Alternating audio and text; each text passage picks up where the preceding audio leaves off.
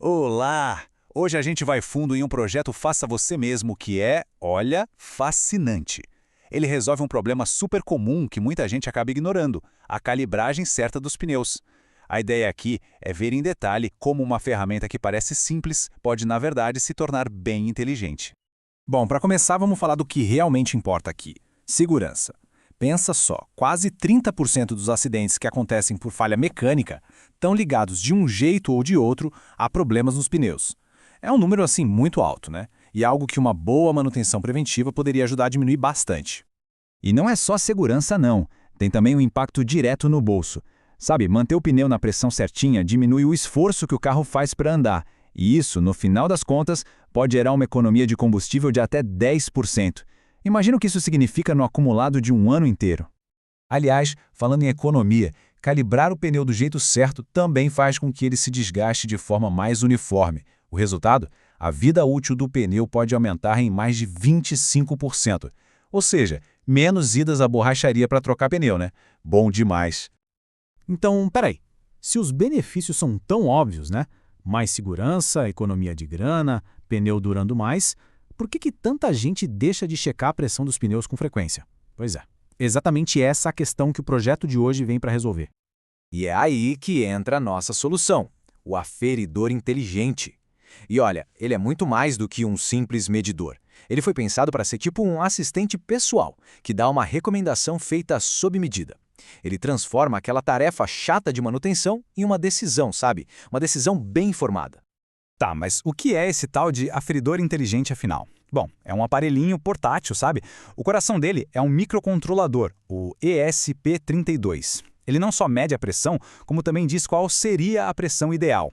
E o melhor de tudo, ele funciona sozinho, totalmente offline. Não precisa de celular, não precisa de internet, nada. Agora, o grande lance desse projeto são os dois modos de funcionamento. Primeiro, tem o modo padrão.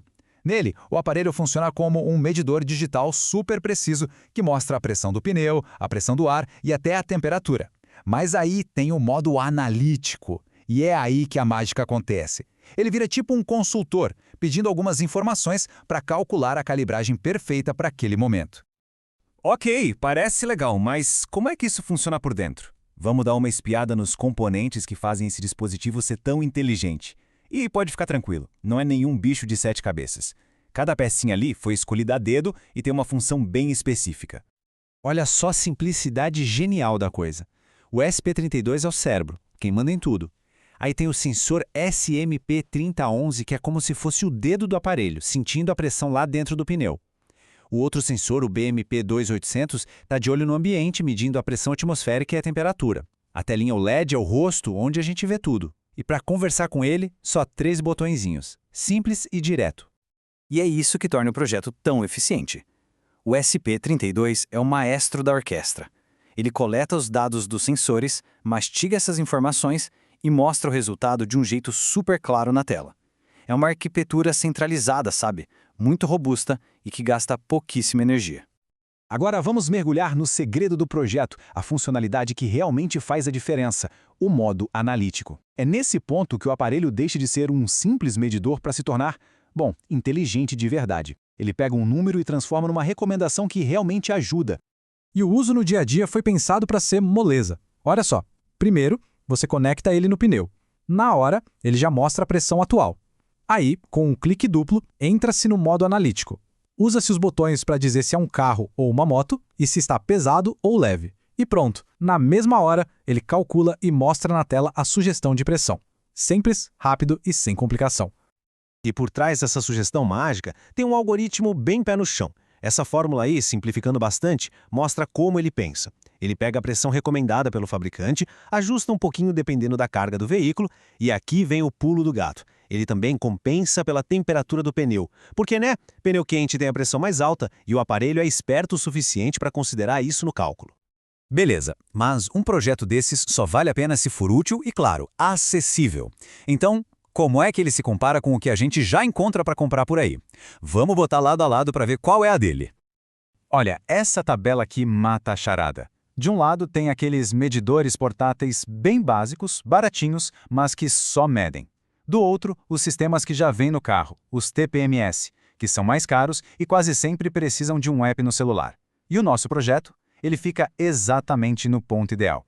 Tem a inteligência de um sistema caro, com a praticidade e o preço de um medidor simples. E o melhor, sem precisar de celular para nada. Então, resumindo, as vantagens são bem claras, né?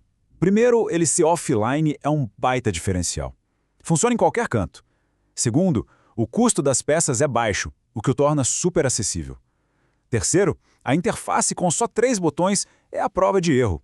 E por último, ele é modular.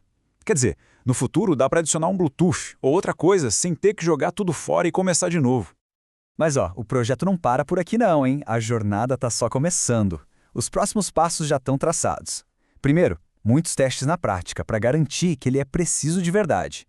Depois, a ideia é publicar toda a documentação para todo mundo poder montar o seu. E, finalmente, criar uma versão final com uma caixinha impressa em 3D para ficar com aquela cara de produto profissional.